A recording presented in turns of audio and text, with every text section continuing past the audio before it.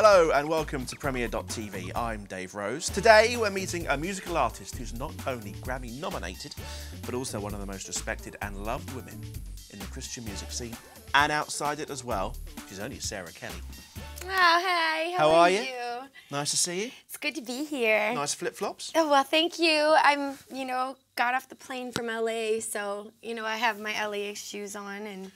You've come at a good time. We're having some nice weather at the moment. It's beautiful here. It's absolutely gorgeous. Absolutely. Make the most of it because it'll last about a week and then that's it. We'll all be getting our Okay. umbrellas out. All right.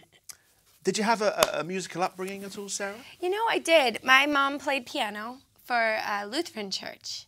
And the story goes that she used to put my little cradle by the piano when she would play.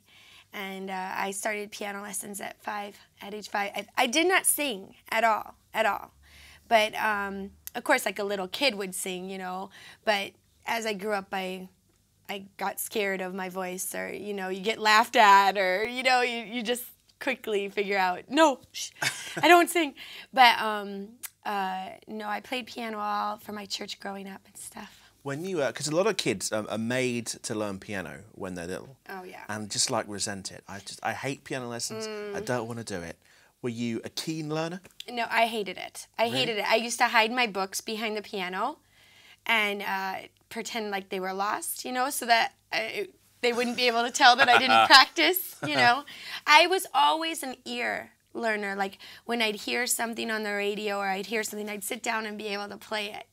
Like my big sister, she's 8 years older than me, she had been taking piano forever, and I would sit down and play the songs that she was trying to play, and then she'd get really mad at me, so my parents told me to stop doing that. But I always was really good with my ear, but hated sight reading. Hated it with a passion. Is that still the case now? Because at some point, you must have switched from hating piano lessons to music becoming your life. Well, music is my life. On the one end, the creative end. Sight reading is definitely still not my... like the classical training. Yeah. I did major in it in college, so I did get over my fear of it. But it was definitely a stretch for me. It's not what I'm naturally gifted at. Where some people are truly naturally gifted in sight reading. I don't get it. But, I have to really try. It's more of a discipline. And what about the singing? Because I've got to tell you, I've heard your albums. You ain't got a bad voice, girl. It's crazy, isn't it? It's a little bit of a different voice. It's flawed. It's my voice. Me becoming okay with my voice is a story of me becoming okay with myself.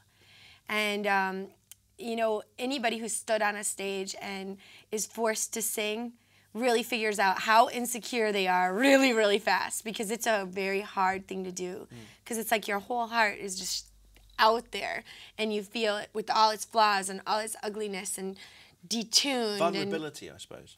Yeah, it's just you're totally in the spotlight, and there's nothing to cover you up. So how would you describe your musical style then? For people watching this who haven't heard your material, not just the voice, but the musical style overall. Well, if to choose somebody that I kind of sound like, it would be like Billboard did a write-up, because I actually fell into some luck. I had the most downloaded club show in LA last month, which is really a cool. Wow. It's cool in mainstream or Christian. It wasn't categorized, so that's really. That doesn't happen very often, does it? No, it's very.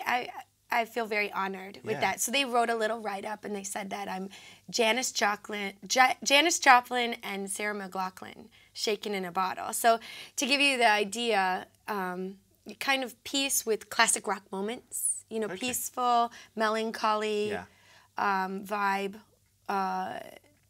like sweetly melancholy, not unhopeful. That's a nice phrase.